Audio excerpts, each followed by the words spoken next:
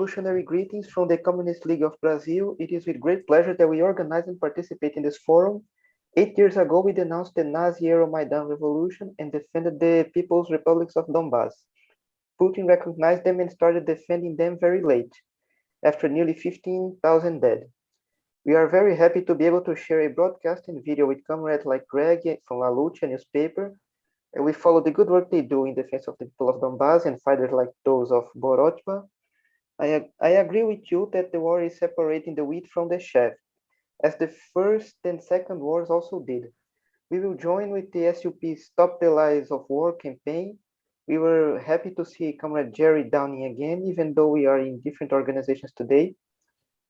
It is once again a pleasure to be with my comrades GM from Argentina and Ian from the UK.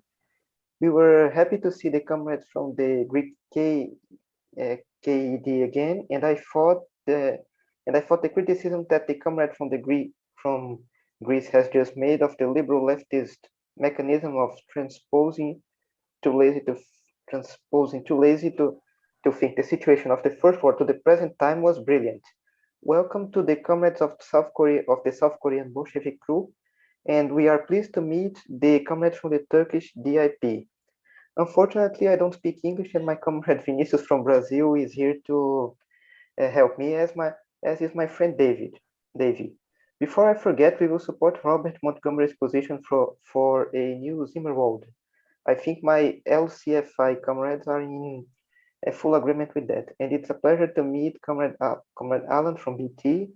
We consider that the characterization that Russia is waging a just and defensive war, as the Turkish DIP comrade has just stated, against imperialism can only be born of organizations that learn best from the method of Trotskyism, that were born in the revolutionary defensism of Trotsky in his political battles against the petty bourgeoisie within the Trotskyist movement at the beginning of the Second World War.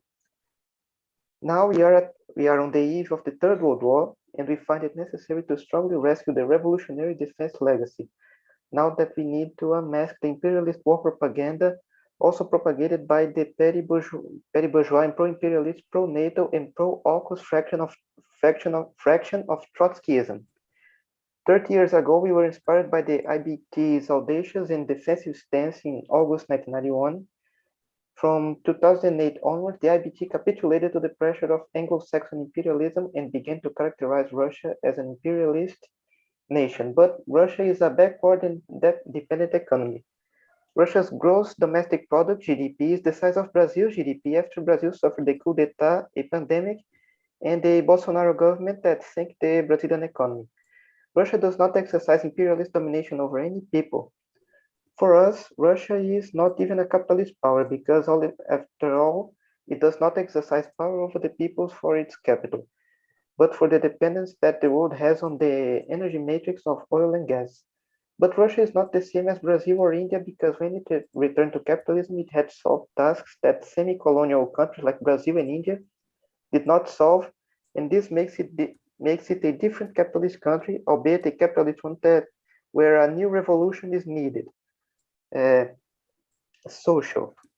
The IBT is probably one of the forerunners of the characterization that Russia is imperialist in Trotskyism, a low trick not to oppose imperialism. It puts an equal sign between the oppressed and the oppressor. A trick as low as that of renouncing the defense of Iraq, Libya, or Syria against imperialism on the grounds of the supposed undemocratic character of these governments. This has nothing to do with Marxism. Trotsky said he would even stand with the semi-fascist Getúlio Vargas of Brazil against democratic England.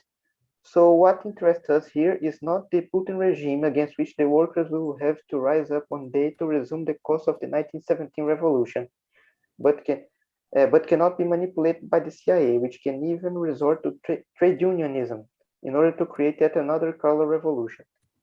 From the LCFI, we recognize the important role of the BT as the progressive heir of the IBT.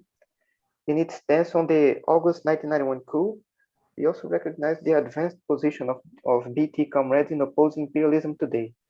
Doubly advanced positions coming from within the imperialist countries themselves and and bearing the pressure. But we need to recall that the IBT disbands after 25 years without having progressed organically during this period. And I think that the fact that it did not create sections beyond the imperialist centers is due to the pernicious legacy of the pro-imperialist policy of Spartacism that failed to win over the communists in the semi-colonies, and for that reason it was organizationally trapped in a kind of conservative sectarianism.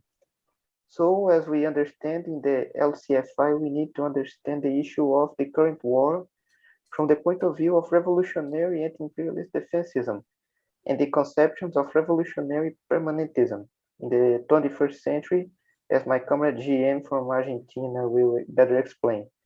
For the end of NATO, death to imperialism, and long life to revolutionary Marxism.